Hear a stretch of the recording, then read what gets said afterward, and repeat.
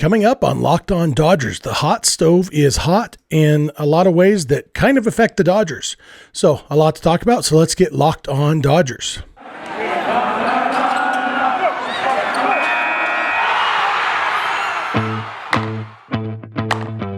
You are Locked On Dodgers, your daily Los Angeles Dodgers podcast. Part of the Locked On Podcast Network, your team every day.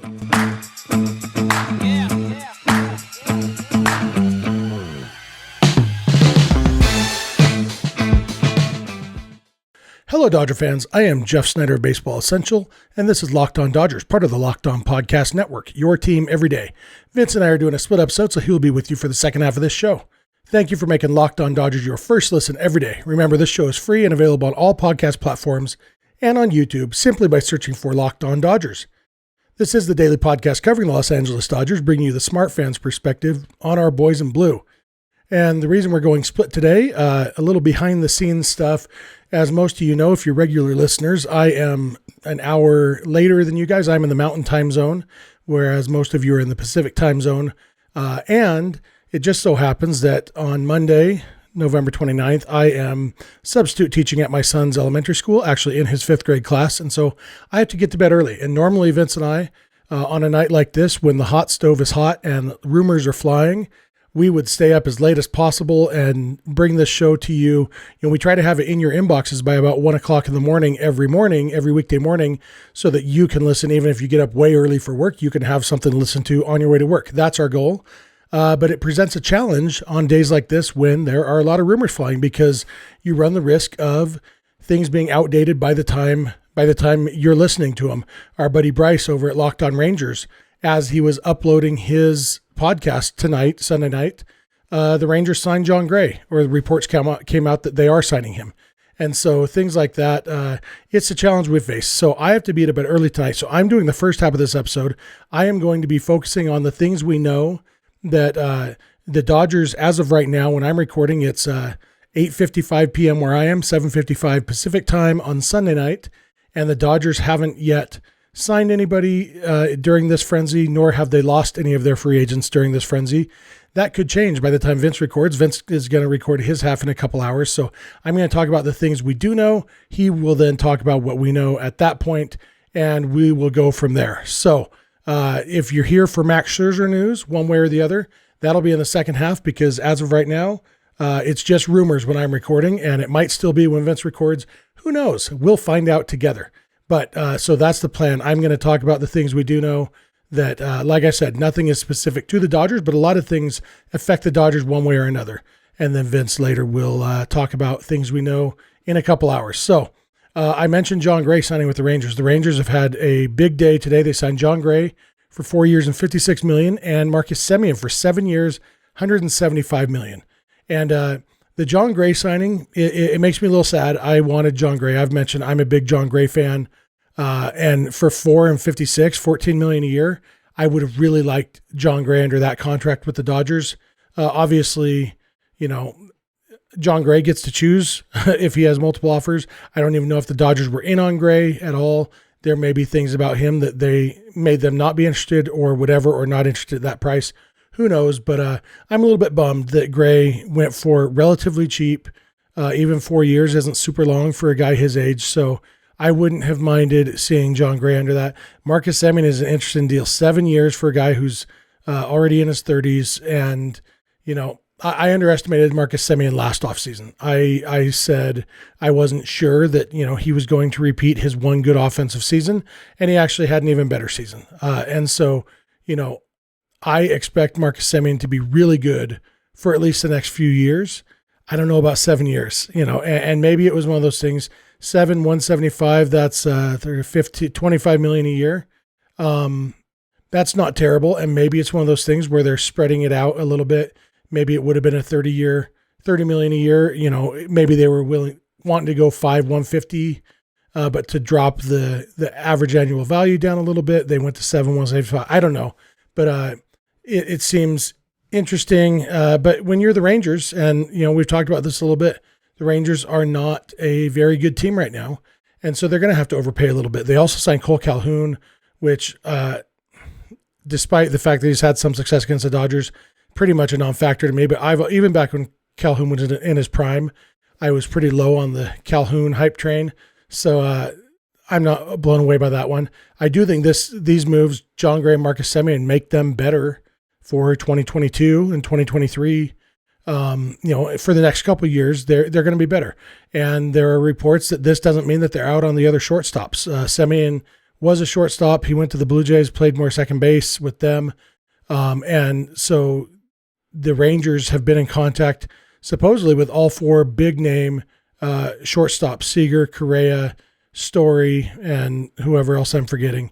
And so according to reports, this doesn't put them out of the running for any of those guys, which means they're still theoretically in the running for Seager.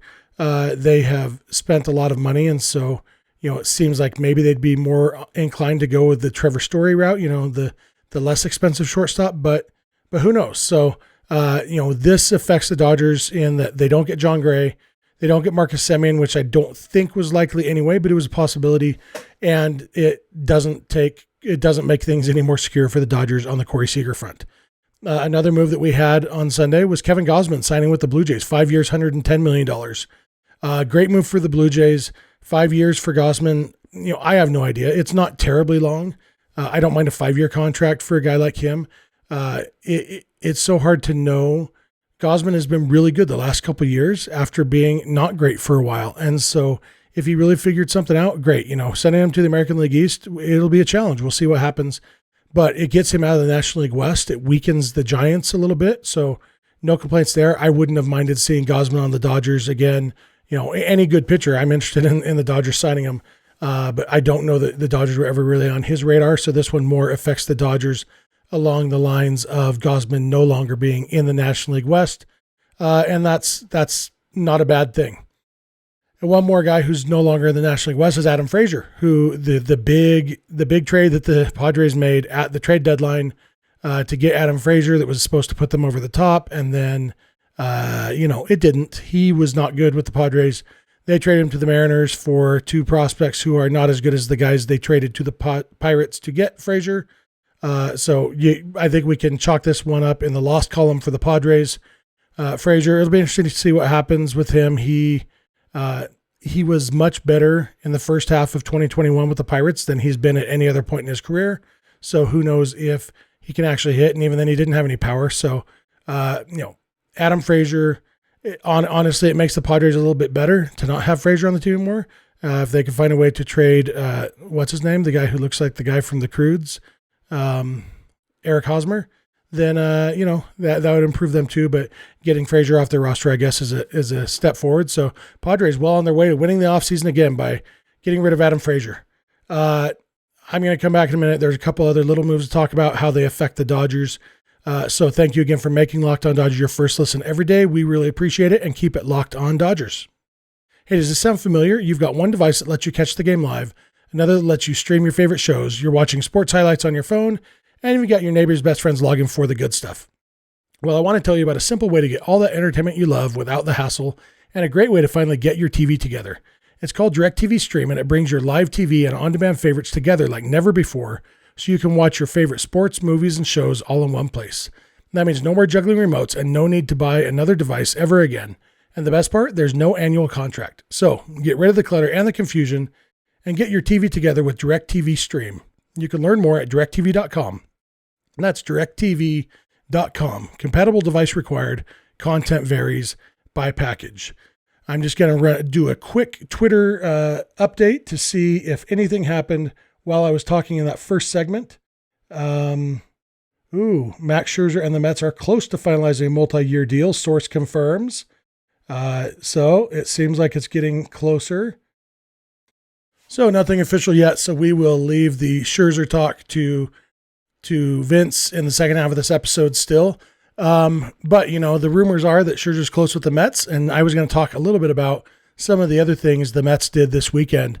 They signed Eduardo Escobar, Starling Marte, and Mark Canha all in the same day. And those are all good moves for the Mets. And, Escobar, I don't think, I guess it's kind of funny that he's the one who seemed least like a possibility for the Dodgers, despite the fact that third base is maybe a position of question for the Dodgers, but Escobar just never seemed like a right fit for the Dodgers. Starling Marte, I would have loved to have with the Dodgers. I don't know where they would have played him. It's not like it's an obvious fit, but we've talked about Marte in the past. I really like his skill set. I like, pretty much everything about Starling Marte. And so I would have been a big fan of that. It would be funny if he and Scherzer both end up on the Mets, because it was Marte who broke up Scherzer's perfect game with a 2-out hit by pitch that he leaned into a couple of years ago. Scherzer still got the no-hitter, but he didn't get the perfect game because Marte leaned into the pitch. So that'd be funny if they're on the same team. And then Canna going to the Mets. Canna is one that we had talked about as a possibility with the Dodgers. Again, it's hard kind of covering the Dodgers in this because they don't let things leak. So we don't have any idea if the Dodgers were interested in Marte or Canna or Escobar or any of these other guys. All we know is that Canna has a skill set, positional flexibility, blah, blah, blah, blah, all that seemed like it might fit with the Dodgers. But in the end, the Mets went and got all three of those guys. And really the Mets are going for it, it seems like. They lost Noah Syndergaard in free agency. It seems like they're not bringing back Marcus Stroman. There's been some drama over the weekend. Stroman basically calling out the Mets for not wanting him back. And so, but offensively and defensively, it seems like they're going for it. I think they might still be in the mix for Javi Baez, but they seem to be going for it. Except, who are they going to have to pitch behind Jacob deGrom? That's the big question mark. They're going to need to get some pitching, and so if they do finalize this deal with Max Scherzer, that's a big step for them. But Canna, Marte, and Escobar are all a big step for the Mets. And what it does for the Dodgers is it just kind of narrows down the Dodgers' options, and I know the Dodgers, we don't know what their plan is coming into this offseason, but we know they had one. We know they have one. They have a plan all the time to put together a good team. And so we as fans can kind of fantasize about, it'd be awesome if they got this guy and this guy and this guy. And then we get disappointed when they don't sign those guys. But in the end, the Dodgers have a plan. Doesn't mean it's foolproof. Doesn't mean it's perfect. Doesn't even mean it's the right plan, but they have a plan. And obviously if they lose Scherzer, which they might have by the time you're listening to this, that maybe is, that's somebody, we do know the Dodgers are interested in Scherzer. So if they don't sign Scherzer, it's a little bit of a departure from their plan. Although on the other hand, it looks like the Mets are maybe willing to go 4 years on Scherzer, which means, that's probably more than the Dodgers would have wanted to go, especially at that high and average annual value. So the Dodgers have their plans and they have their backup plans. So, it's easy to say, I wish they'd gotten this guy. I wish they'd gotten this guy. Like I said, I would love to have John Gray. I would love to have Kevin Gausman. I would have loved to have Starling Marte. They didn't get any of those guys. That doesn't mean they messed up. It just means that their plan is different than my plan for them. And in this case, I'm inclined to trust them, the people who are proven to be good at this over me, who's proven to, I have a lot of strengths when it comes to baseball and baseball analysis and stuff. But I would never claim to be smarter or better at putting together a team than Andrew Friedman, because Andrew Friedman, I believe, is one of the best people in the world at putting together a baseball team. And that means something. And that's going to continue to mean something here in this offseason. So there's been a big flurry of stuff because there's probably a work stoppage coming in a couple days, and teams need to get these contracts finalized, which means physicals taken and everything, paperwork signed before the lockout, so that they don't have to wait until after that gets resolved, whenever that is. So that's why we're seeing so much of a flurry right now. And with that, that's about all I have to say, because Vince is going to have some news. I have a feeling he's going to have some important stuff to talk about for the second half of this episode. I want to thank you again for making Locked On Dodgers your first listen every day. It means a lot to me. It means a lot to Vince. We love talking to you. And hopefully tomorrow he and I will be here together talking with you guys about whatever's going on in Dodgers news. So stick around, because Vince will be along in a minute. It's here, the best Monday of the year, Cyber Monday. And Built.com is a place to aim your mouse to get at least 20% off everything delicious and healthy.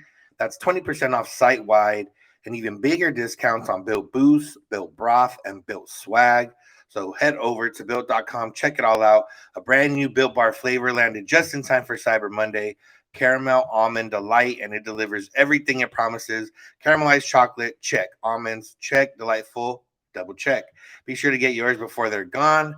And this season, maybe you're craving white chocolate, so for a limited time, there's a special new Built Bar Puffs flavor white chocolate cheesecake. The yummy protein treat filled with marshmallowy center covered in white chocolate. 'Tis the season to save and to give your taste buds the gift of Built Bar. Get to Built.com for these incredible tasting new bars and 20% off everything. Head to Built.com, enter code LOCK20 before it's too late.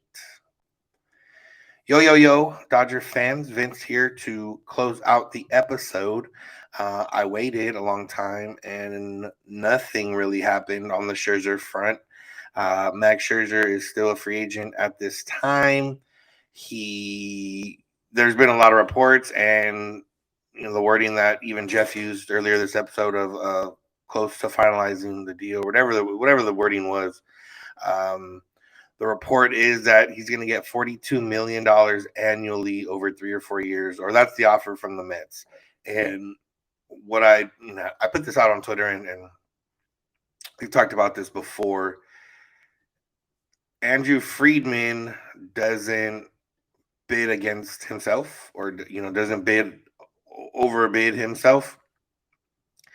Andrew Friedman has a number in mind for length of contract and for money. And if somebody goes over that, more than likely he's not going to go over that. And it's one of those things where I don't want to call the Mets desperate, but new owner. They were in first place for half the season and didn't end up making the playoffs. Saw their division rival end up winning the World Series. And they've seen Noah Syndergaard leave, and they already signed some offensive help, and now they need a pitcher to sit behind DeGrom, and that's where Max Scherzer would step in. And everything pointed to Max Scherzer wanting to be on a West Coast team, wanting to be on a team that wins. He was linked to the Dodgers, obviously, and then the Giants and Angels have also been mentioned. And then the Mets kind of threw themselves in, and that's what everyone's been saying, all the reporters saying. The Mets kind of threw themselves in last minute, and they're coming with big money and maybe an extra year.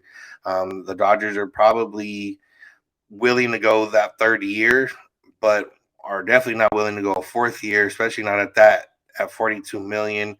So the Mets are going to come in and overpay a bit. And that's really the only way that you can beat out the Dodgers money-wise is by overpaying, because even if the Dodgers had unlimited money, they're not – Andrew Friedman's not one to overpay. He doesn't need to. And the Dodgers – the Scherzer structure works out for the Dodgers because they are fans of short contracts, high annual average value. And that's why, it felt like they could get Scherzer back, but the Mets are going to take it a step further. If they had that fourth year, I think that, that's really what's going to take them over the top. And, I haven't seen it too much, but I'm sure if it does end up happening, people will talk about, the Trevor Bauer deal taking the Dodgers out of this. But, the Dodgers are in. I would imagine the Dodgers are in as much as 3 years, $40 million a year, 3 years, $120 million. But if the Mets offer 4 years, 160 whatever million, that's more money, obviously, an extra year. And for a 37-year-old pitcher who, did break down last year in the postseason, obviously he had to throw something extra than he normally would. But that's just the fact of the matter is he's a guy that maybe can't do what he was able to do earlier in his career. And that's not something you necessarily need to ask out of a starting pitcher to close out a game and then come back and pitch. But I'm sure it's a small factor in why the Dodgers would not really want to give him that fourth year. And like I said, you can't compete with, the Mets aren't desperate per se, but they're like, I don't know what's a equivalent with a lower connotation of desperate, but that's where they're at. And you can't compete with that. It doesn't matter, the Dodgers, unless they offered maybe Scherzer 3 years, $150 million, maybe that's the way they would be able to get him. But at this point, it doesn't look like Max Scherzer is going to be a Dodger. Now, tomorrow we can come back on tomorrow's episode, and Max Scherzer could be a Dodger. We've seen we've seen it happen before that Max Scherzer was going to be a Padre, and then he ended up being a Dodger with Trey Turner. So that's a matter. But for Scherzer, the biggest thing is that I'm sure it would throw a big wrench into the Dodgers' plans, and it would change what the cost of acquiring starting pitching is going to be. Do they pivot to a Robbie Ray or Marcus Stroman, which are probably the two best arms left on the free agent market? Do they go to the trade route, with one of the guys from the A's that I mentioned last week, Frankie Montas, Chris Bassett? Do they talk to the Reds, Sonny Gray, Luis Castillo? Do they, try to find somebody else and deal for that? I don't know. And, a lot of the stuff that we've talked about before is just free agents cost money, which at the end of the day for the Dodgers isn't the biggest thing. Whereas pitchers via trade cost prospects, and prospects are a little more valuable in this sense, especially in the fact that the Dodgers have had to use prospects to get a lot of guys in recent years, and they probably want to continue to do that. And if they do it in the off season, it leaves them a little bit weaker to do it mid-season when maybe they want to make an extra trade to put them over the top for the final playoff push. So the good thing is that nobody in the division's gotten better so far. The Giants lost Gausman. Buster Posey retired. They're not going to bring back Chris Bryant, and they brought back their other guys. The Padres got rid of Adam Frazier, haven't done anything else, haven't really been linked to anything else. And then the D-backs and Rockies, or just the D-backs and Rockies. The one of the other things mentioned is if they don't end up getting Scherzer, maybe they go harder at Corey Seager, or they throw a little bit more money at him.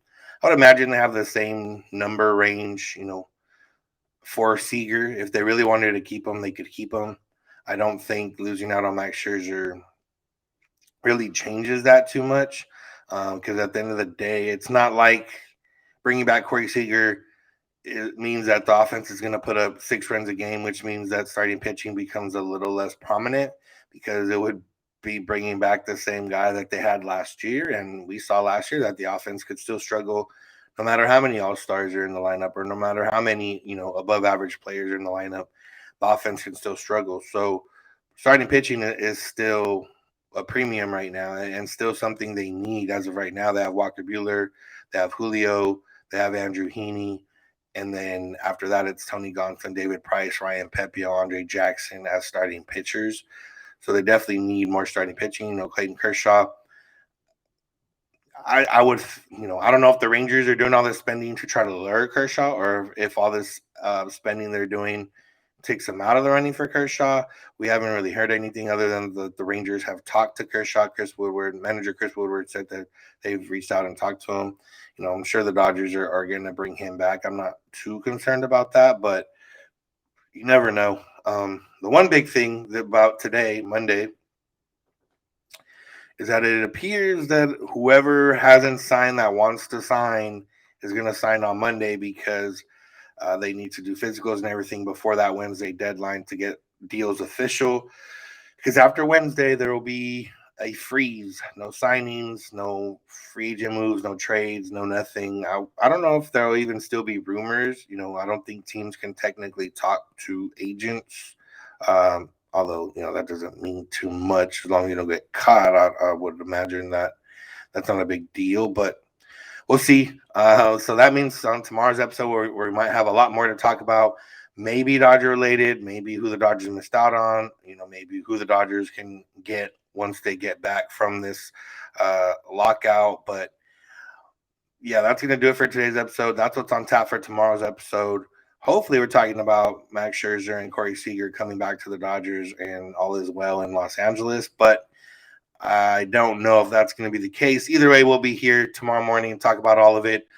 Got you all covered. And thank you all for listening. Thank you for making us your first listen every single morning. Make sure to check out Locked On Bets for your second listen every morning. They got your boy Q and Lee Sterling providing that top expert analysis and insight that's free and available on all platforms. Make sure to Subscribe to us on YouTube. Follow, subscribe wherever you get podcasts. Make us your first listen every weekday morning. Follow us on social media, Twitter and Instagram at Locked On Dodgers. You can follow Jeff on Twitter at Snider. I'm at Vince Samperio. You can always get a hold of us via text or voicemail at 323-863-LOCK. That's 5625. Or email lockedondodgers@gmail.com. We're here every weekday morning, and we hope you'll be with us when you get in your car or if you're at home. Tell your smart device, play podcast, Locked On Dodgers. And remember, you don't have to agree. You just have to listen. Have a good one.